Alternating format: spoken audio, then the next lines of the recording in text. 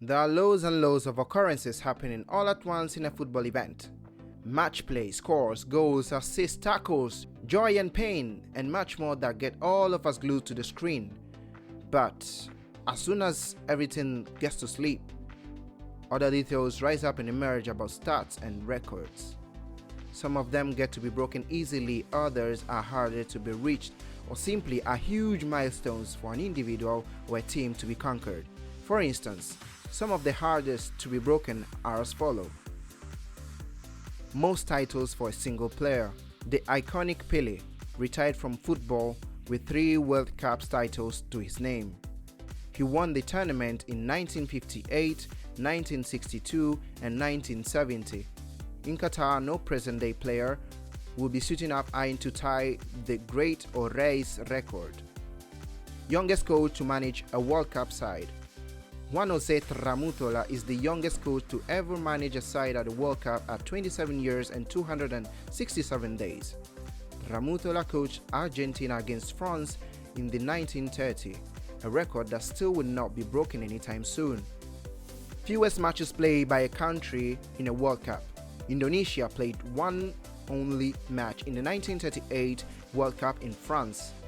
Known as Dutch East Indies back then, they were hammered 6-0 in their first game and given a one-way ticket home by Hungary. However, a subsequent format change from FIFA requires all teams to play 3 group game matches to qualify for the knockout rounds. Most goals in a single World Cup tournament. Francis Justfontaine hit 13 goals in the 1958 World Cup in Sweden, a landmark that has stood up for 64 years according to FIFA. This year's tournament has so many variables that scoring 13 goals in 6 matches is almost impossible. I'd like you to join me walking through this journey as we uncover and we unpack some of the most talked about and others that are niche. First off, talking about the World Cup, since the first edition of the said tournament, just a portion of the African teams have been able to qualify and grab a seat, representing the continent at the final stage.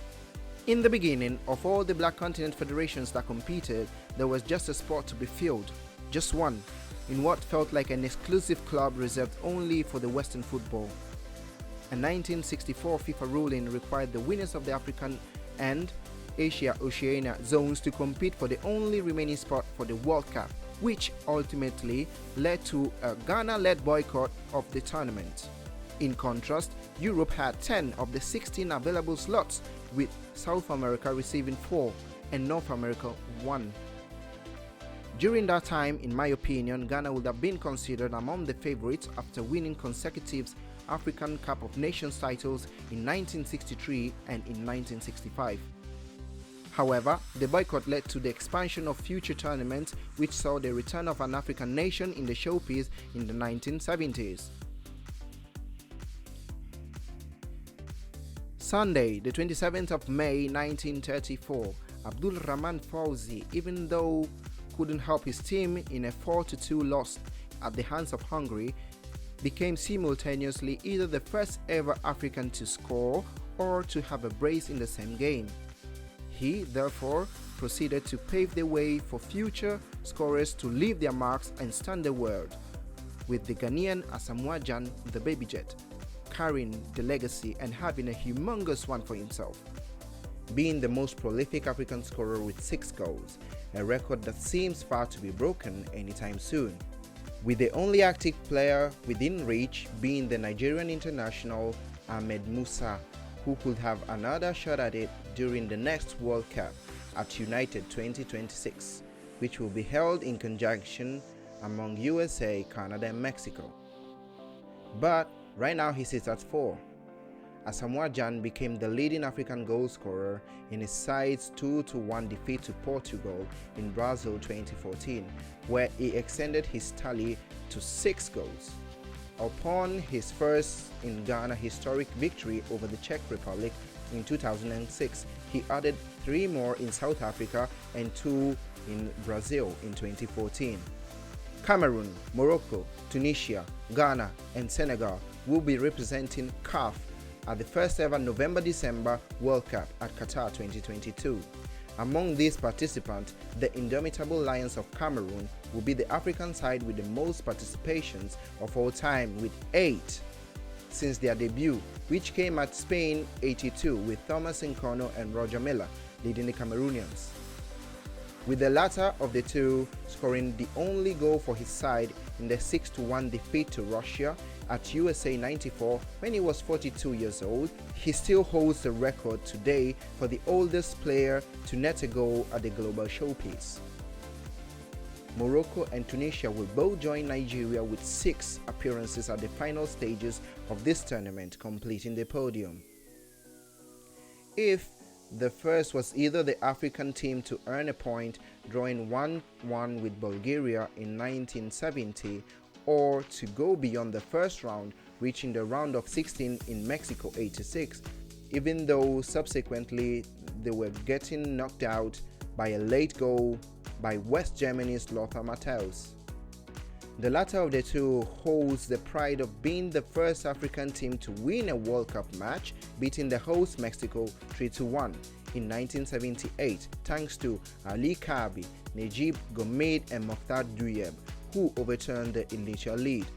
Though neither of the CAF teams ever made it further, placing themselves on the podium or even reaching the finals, the best results came in 1990, 2002 and 2010, with Cameroon, Senegal and Ghana respectively, who as underdogs were able to stun football fans worldwide.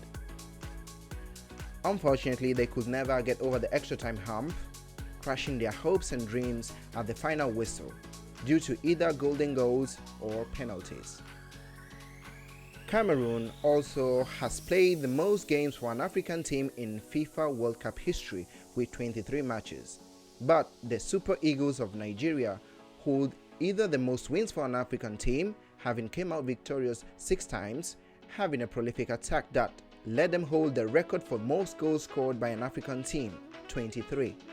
With the hopes of seeing an African side be triumphant, prevailing over the favorites and football giants, kind of witnessing David versus Goliath, some African-born athletes had already set a precedent of winning in the competition by lifting the most coveted prize. Claudio Gentile, born in Libya, lifted up for Italy in Spain 82. Then in turn for France, we had Marcel Desailly, Patrick Vieira, Steve Mandanda and Samuel Umtiti. While the former two had their own in France 98, the Congolese and the Cameroonian had their last lap eventually in Russia 2018. Furthermore, FIFA also registered 2 Golden Boot winners in Just Fontaine, born in then French Morocco, now part of Morocco, who actually was a prolific forward, best known for scoring the most goals in a single edition of FIFA World Cup with 13 in 6 matches. In 1958 edition held in Sweden, and Eusebio, the Black Panther or the Black Pearl, known for his speed, technique, athleticism, a highly productive forward who helped Portugal reach 3rd place at the 1966 FIFA World Cup and then being the goal scorer of the tournament with 9 goals. He furthermore won the Ballon d'Or in 1965, being a runner-up for it in 1962 and 1966.